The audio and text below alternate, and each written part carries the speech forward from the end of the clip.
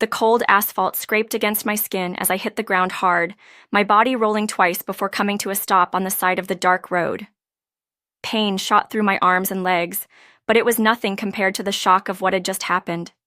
My own husband had just pushed me out of his moving truck. "Don't worry, the coyotes will find her faster than the cops." Marcus's cruel voice echoed in the night air as his truck sped away, the red taillights getting smaller and smaller until they disappeared completely into the darkness. I lay there for a moment, trying to catch my breath and understand what had just happened. The laughter of his friends, Tony, Rick, and Steve, still rang in my ears. They had been laughing. Actually laughing as Marcus shoved me out onto this empty road in the middle of nowhere. My hands were shaking as I slowly pushed myself up to sitting. Blood trickled down my left arm where the asphalt had torn through my skin. My favorite blue dress, the one Marcus had bought me for our first anniversary, was now ripped and dirty. But the physical pain was nothing compared to the crushing weight in my chest. How did I get here? How did the man who once brought me flowers every Friday become someone who could leave me stranded on a deserted road at midnight? I looked around, trying to figure out where I was. The road stretched endlessly in both directions, with nothing but desert and darkness on either side.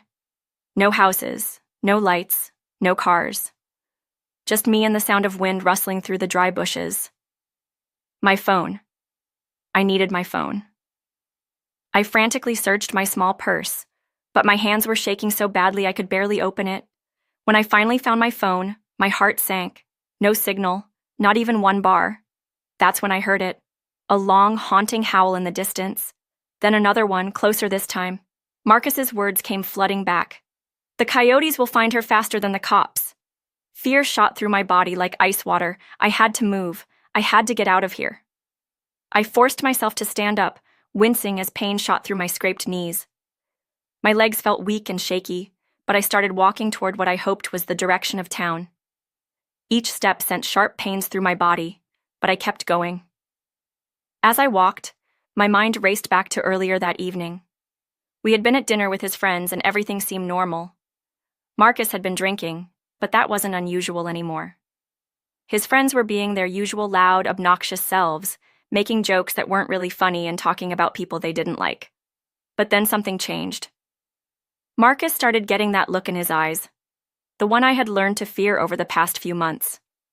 The look that meant he was angry about something, and that anger was about to explode.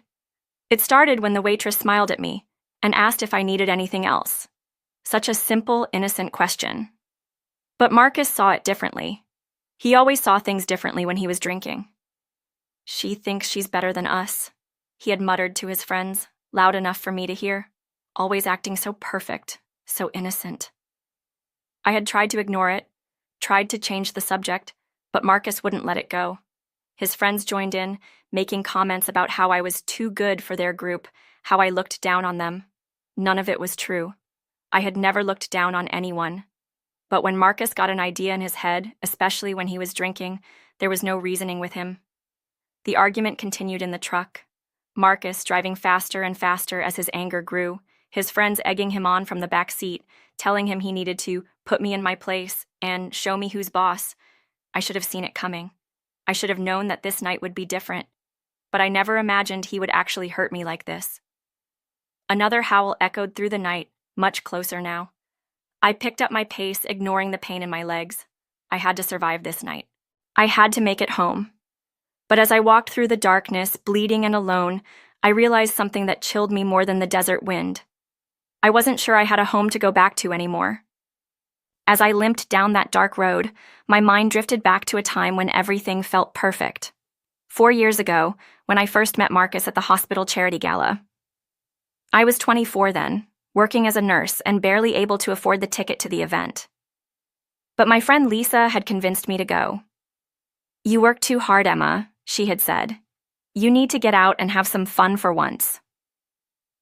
I remember standing by the refreshment table in my simple black dress, the only formal dress I owned, feeling completely out of place among all the wealthy donors in their expensive gowns and suits. That's when I saw him. Marcus was across the room, tall and handsome in his perfectly fitted tuxedo. He had this confident smile and was talking to a group of important-looking people.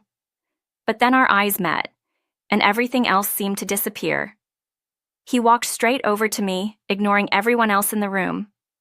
"Hi," he said, his voice warm and gentle. "I'm Marcus, and you're the most beautiful woman here tonight." I felt my cheeks turn red. No one had ever said anything like that to me before. "I'm Emma," I managed to say. "Emma," he repeated, like he was testing how my name sounded. "That's a beautiful name for a beautiful woman." We talked for hours that night. Marcus told me about his construction business, how he had built it from nothing into something successful. He asked about my work at the hospital, and he actually seemed interested in my answers. He didn't look bored or change the subject like other guys usually did. "You're amazing," he said as the evening was ending. "You spend your days helping people, saving lives. That's incredible." When he asked for my number, I couldn't believe it. This successful, handsome man wanted to see me again. Our first date was like something from a movie. Marcus picked me up in his expensive car and took me to the fanciest restaurant in town. I had never been anywhere so elegant. The waiters wore white gloves, and the menu didn't even have prices on it. "Order whatever you want," Marcus said, smiling at me across the candlelit table. "Nothing's too good for you." I felt like Cinderella. Here was this Prince Charming who wanted to spoil me and make me feel special. The gifts started right away. Flowers delivered to the hospital where I worked. Expensive jewelry that I protested was too much, but Marcus insisted I deserved. Designer clothes that cost more than I made in a month. "I want to take care of you," he would say whenever I tried to refuse his gifts. "Let me show you how a woman should be treated." My mother was thrilled when I brought Marcus home to meet my family. She had been worried about me working so much and never dating anyone seriously. "He's perfect, mija," she whispered to me in the kitchen while Marcus charmed my father with stories about his business. "He clearly adores you." Even my brother James, who was usually suspicious of any guy I dated, seemed impressed. "He's successful, he treats you well, and he makes you happy," James said. "What more could you want?" Marcus proposed exactly 1 year after we met, at the same charity gala where we first saw each other. He had arranged for the entire event to stop, while he got down on one knee in front of hundreds of people. "Emma Rodriguez," he said, his voice carrying across the silent room. "You've made this the best year of my life. Will you marry me?" The ring was enormous, a diamond so big I was almost embarrassed to wear it, but Marcus insisted I deserved the best of everything. "Say yes!" someone shouted from the crowd, and soon everyone was chanting it. I was crying happy tears as I said yes. Marcus swept me up in his arms and spun me around while everyone applauded. I felt like the luckiest woman in the world. Our wedding was everything I had dreamed of as a little girl. Marcus spared no expense. The dress, the flowers, the venue, everything was perfect. As we danced our first dance as husband and wife, Marcus whispered in my ear, "I'm going to spend the rest of my life making you happy." I believed him completely. Standing on that dark road now, bleeding and abandoned, I wondered how that loving man had turned into someone who could hurt me so badly. When did the fairy tale become a nightmare? The first few months of marriage felt like an extension of our perfect courtship. Marcus continued to shower me with gifts and attention. He would surprise me with weekend trips to expensive resorts and romantic dinners at places I had only dreamed of visiting. But looking back now, as I walked through the cold desert night, I could see the warning signs I had missed. It started with small comments that seemed harmless at first. "That dress makes you look a little heavy, honey," Marcus would say with a concerned smile. "Maybe try the blue one instead." Or, "Your hair looks better when you wear it down. The ponytail makes you look too young." I thought he was just trying to help me look my best. After all, he had such good taste and knew about fashion and style. I started changing my appearance based on his suggestions, thinking I was lucky to have a husband who cared so much about how I looked. Then came the comments about my work. "You're always so tired when you come home from those long shifts," Marcus would say. "Maybe you should ask for fewer hours. I make enough money to support us both." When I explained that I loved my job and wanted to help people, Marcus would nod and smile. "Of course, sweetheart. I just worry about you working so hard. You're too good for that place anyway." The first time I felt truly uncomfortable was about 6 months after our wedding. I had been invited to my coworker Sarah's birthday party and I was excited to go. But when I told Marcus about it, his expression changed. "You want to spend your Saturday night with those people instead of with your husband?" he asked, his voice getting colder. "It's just for a few hours," I said. "You could come with me if you want." "I don't want to spend my weekend with a bunch of nurses gossiping about hospital drama," Marcus replied. "I thought you'd rather stay home with me." I ended up not going to the party. Marcus was so sweet that night, cooking dinner for me and telling me how much he loved having me all to himself. I felt guilty for even wanting to go out with my friends. That's when his friends started coming around more often. Tony, Rick, and Steve would show up at our house almost every weekend, bringing cases of beer and staying until very late. They were loud and crude, making jokes that made me uncomfortable. "Emma's too classy for our humor," Tony would say with a laugh when I didn't react to one of their inappropriate stories. "She thinks she's better than us regular folks." "No, I don't," I would protest, but they would just laugh harder. Marcus never defended me during these moments. Instead, he would join in their laughter and sometimes add his own comments. "Emma's just sensitive," he would say. "She's not used to how real men talk." I started spending those evenings in our bedroom, claiming I had work to do or was tired. But I could hear them downstairs, their voices getting louder as they drank more. Sometimes I would hear my name mentioned, followed by laughter that made my stomach turn. The drinking became more frequent. Marcus had always enjoyed a few beers, but now he was drinking every night. His personality would change completely when he drank. The charming, attentive man I married would disappear, replaced by someone cold and critical.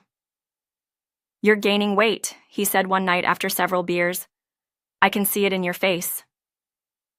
"I haven't gained any weight," I replied, confused and hurt. "Don't argue with me, Emma. I have eyes. Maybe you should start going to the gym instead of sitting around the house all the time." I had never been inactive. Between my job at the hospital and taking care of our home, I was constantly busy. But Marcus's words made me doubt myself. Maybe I was getting lazy. Maybe I wasn't taking good enough care of myself. The isolation happened so gradually that I didn't notice it at first. Marcus would find reasons why we couldn't visit my family. He was too busy with work, or he wasn't feeling well, or he had made other plans. When my brother James called to check on me, Marcus would answer the phone and tell him I was sleeping or busy. "Your family doesn't understand our relationship," Marcus explained when I asked why he always made excuses. "They still see you as their little girl instead of my wife." The first time Marcus put his hands on me, I was so shocked I convinced myself it didn't really happen. We had been married for almost 2 years, and I was getting ready for my shift at the hospital. I was running late because Marcus had kept me up arguing the night before about something I couldn't even remember anymore. "You look terrible," Marcus said as I rushed around trying to find my keys. "Your patients are going to think the hospital hired a homeless person." "I'm just tired," I said, checking my reflection in the hallway mirror.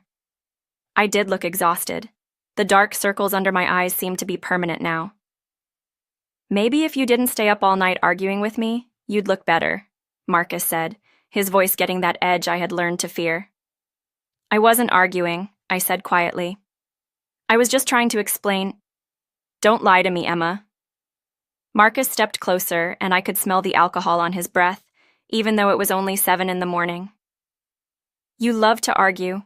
You love to make me look stupid."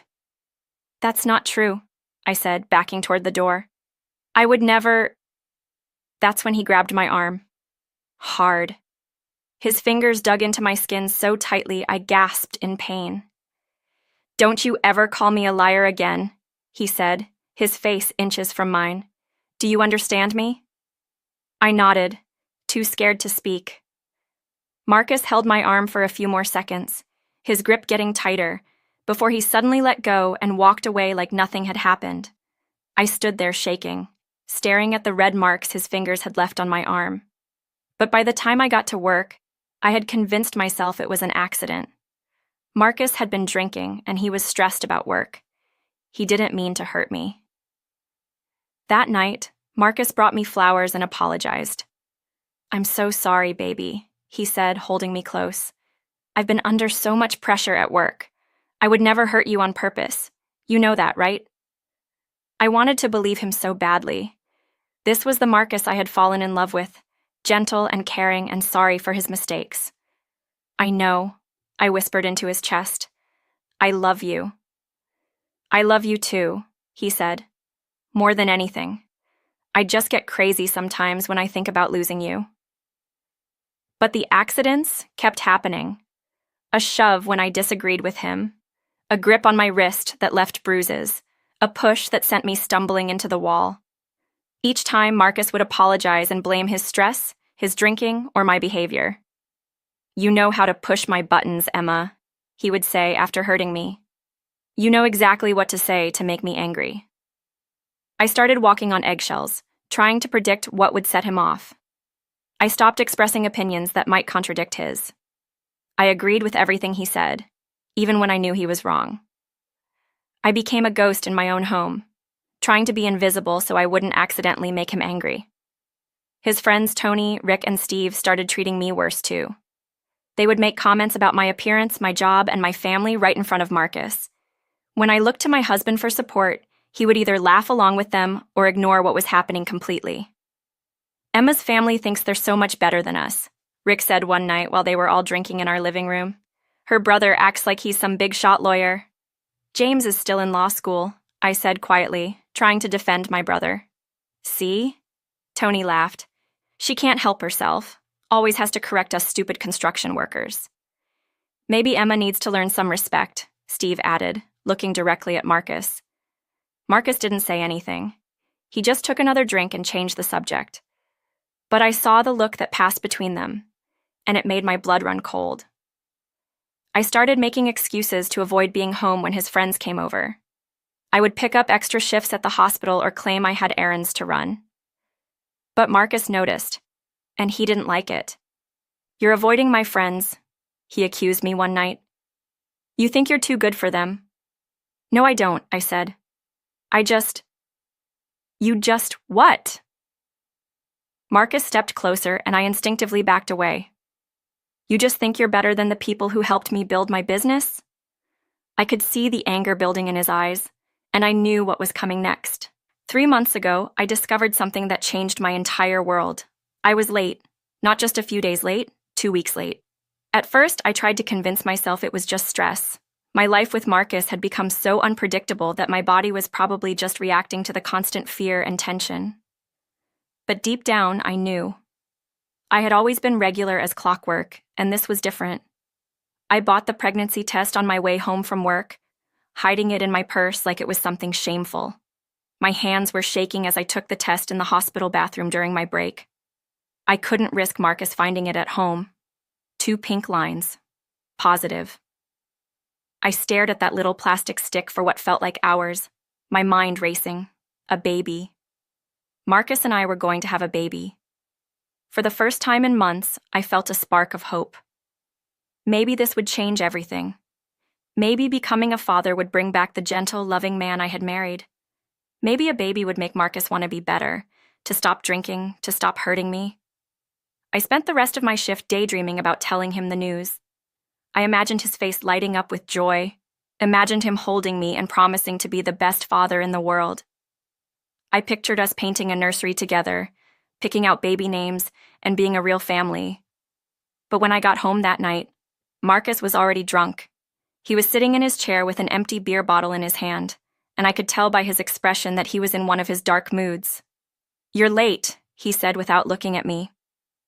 "I had to finish some paperwork," I lied. I had actually spent an hour sitting in my car in the hospital parking lot, trying to work up the courage to come home. "Sure you did," Marcus said, his voice dripping with sarcasm. "Paperwork? Is that what you call it when you flirt with those doctors?" "Marcus, I need to tell you something," I said, deciding to just get it over with. "Something important." He finally looked at me, his eyes cold and unfocused. "What now, Emma? What did I do wrong this time?"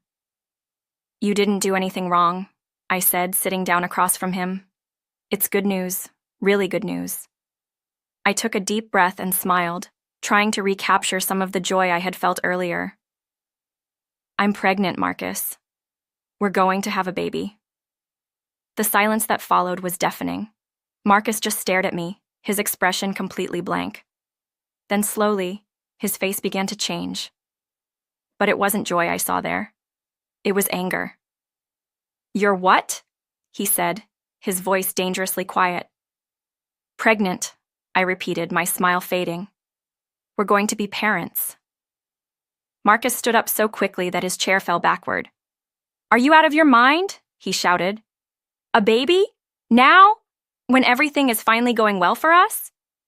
"But Marcus," I said, standing up too, "this is wonderful. We always talked about having children someday." "Someday?" he yelled. "Not now. I'm not ready for this, Emma. I'm not ready to have some screaming kid ruining my life." "It won't ruin anything," I said, tears starting to form in my eyes. "It'll make everything better. We'll be a family." "A family?" Marcus laughed, but there was no humor in it. "You think bringing a baby into this mess will fix our problems?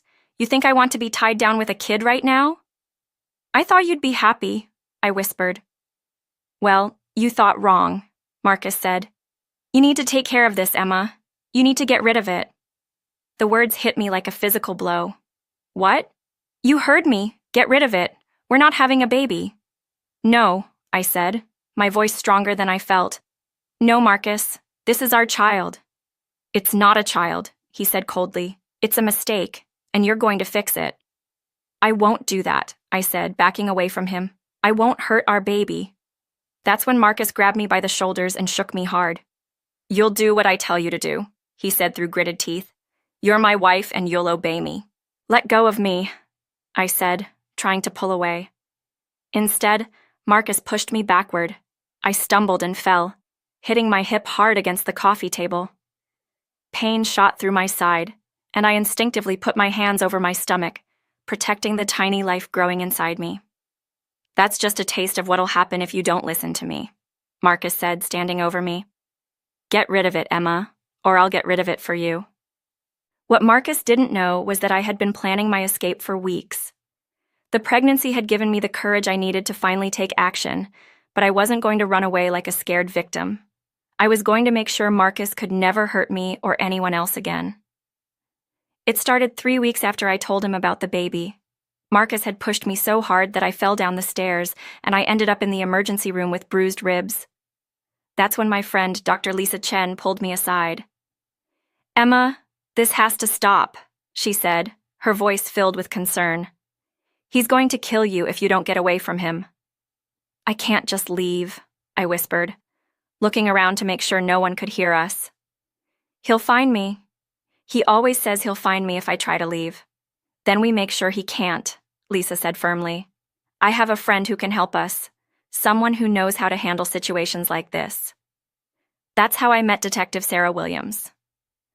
Sarah had been my friend in high school, but we had lost touch over the years. When Lisa contacted her and explained my situation, Sarah immediately agreed to help. "We need evidence," Sarah explained during our secret meeting at a coffee shop across town. "Real evidence that will put him away for a long time. Are you willing to do what it takes?"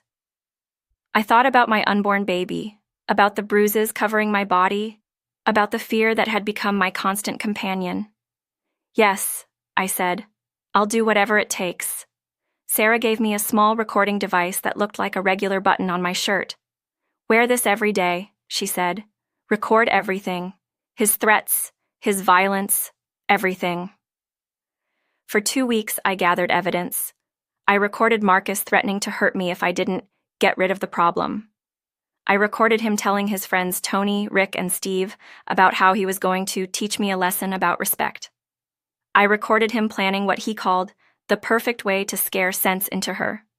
The hardest part was acting normal while I was secretly building a case against him. I had to pretend to be the same scared, submissive wife, while inside I was becoming stronger and more determined every day. "He's planning something big," I told Sarah during one of our meetings. "He keeps talking to his friends about taking me somewhere to straighten me out. I think he's going to try to really hurt me soon." "Then we need to be ready," Sarah said. "Are you sure you want to go through with this? It's going to be dangerous." "I'm already in danger every day," I replied. "At least this way, it ends with him in prison instead of me in the ground." The plan was simple but risky. I would pack a bag and leave it where Marcus would find it, making him think I was trying to run away. This would trigger his anger and force him to act. Sarah would have police units positioned along all the roads leading out of town, and I would wear a GPS tracker so they could find me no matter where Marcus took me. The recording device will capture everything he says and does, Sarah explained. With the GPS tracking and multiple witnesses, we'll have enough evidence to put him away for attempted murder, kidnapping, and domestic violence. The night of the plan, I was terrified but determined. I deliberately left the packed bag in our bedroom closet, where Marcus would see it when he came home from drinking with his friends. I knew exactly how he would react. Sure enough, Marcus found the bag and exploded with rage. "You think you can leave me?" he screamed, grabbing me by the hair. "You think you can take my child and run away?" "Please, Marcus," I said, making sure my voice was loud enough for the recording device to pick up. "I wasn't leaving. I was just—" "Don't lie to me," he yelled. "You're trying to betray me, just like I told the guys you would." He called Tony, Rick, and Steve, and within an hour they were all at our house, drinking and planning my punishment. I sat quietly, recording every word as they discussed taking me somewhere remote where no one would hear her scream. As Marcus forced me into his truck with his friends, I touched the small GPS tracker hidden in my bra. Sarah and her team were watching. They knew exactly where I was. For the first time in months, I wasn't afraid. I was taking control. As I walked down that dark road, I could see headlights approaching in the distance. But these weren't just any headlights.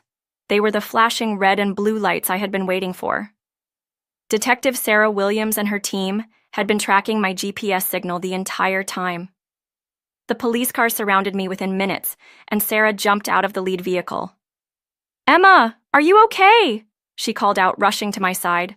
"I'm fine," I said, though I was shaking from cold and adrenaline. "Did you get everything?" "Every word," Sarah said with a grim smile. "The recording device worked perfectly. We have Marcus and his friends on tape planning and executing kidnapping, assault, and attempted murder." As the paramedics checked my injuries, Sarah explained what was happening. "We arrested Tony, Rick, and Steve about 10 minutes after they dropped you off. They're already talking, trying to save themselves by blaming everything on Marcus."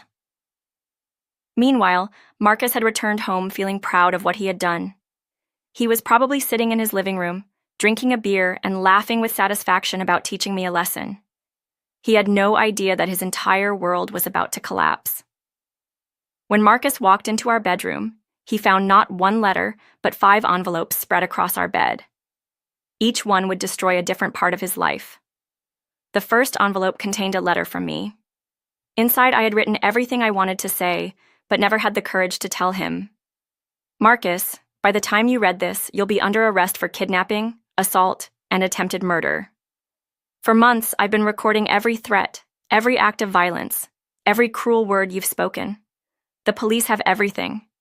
Your friends have already confessed and blamed you for tonight's events. You always said I was weak, but you were wrong. I was gathering strength, and now I'm using it to make sure you can never hurt me or anyone else again." The second envelope was from his construction company. His business partners had received copies of the recordings, where Marcus bragged about abusing his wife. The letter informed him that he was being removed from the company immediately, and that they were pursuing legal action to recover their investments. The third envelope contained a letter from his wealthy parents. They had also heard the recordings and were horrified by their son's behavior. The letter stated that they were cutting off his trust fund, removing him from their will, and never wanted to see him again. The fourth envelope was from a divorce attorney I had secretly hired weeks ago. The papers inside informed Marcus that I was filing for divorce, seeking a restraining order, and would be pursuing full custody of our unborn child. The recordings would ensure that he would never have any parental rights. The fifth envelope was the most devastating of all. It was from the district attorney's office, outlining the charges being filed against him: kidnapping, aggravated assault, domestic violence, criminal threats, and attempted murder. With the recordings, GPS evidence, and testimony from his own friends, Marcus was looking at 15 to 20 years in prison. As Marcus read these letters, he could hear police sirens getting closer. Sarah had timed everything perfectly. Just as Marcus finished reading the last letter, police officers were breaking down our front door. "Marcus Thompson, you're under arrest," Sarah announced as officers surrounded him. Marcus tried to run, but there was nowhere to go. As the handcuffs clicked around his wrists, he finally understood that his victim had become his destroyer. "You have the right to remain silent," Sarah continued, but Marcus was already screaming. "This is impossible. Emma's too weak to do this. She's nothing without me." "Actually," Sarah said calmly, "she's everything without you. And now the whole world will know exactly what kind of man you really are." As Marcus was led away in handcuffs, neighbors came out to watch. The man who had once seemed so successful and charming was now revealed as the monster he truly was. 6 months later, I gave birth to a healthy baby girl. Marcus was convicted on all charges and sentenced to 18 years in prison. His friends received shorter sentences in exchange for their testimony against him. I named my daughter Hope because that's what she represented. Hope for a future free from fear, free from abuse, and full of possibilities. Marcus had tried to destroy me, but instead I had destroyed the power he held over me. Sometimes the victim becomes the victor, and justice finds a way to prevail. The fairy tale was over, but my real life was just beginning. The cold asphalt scraped against my skin as I hit the ground.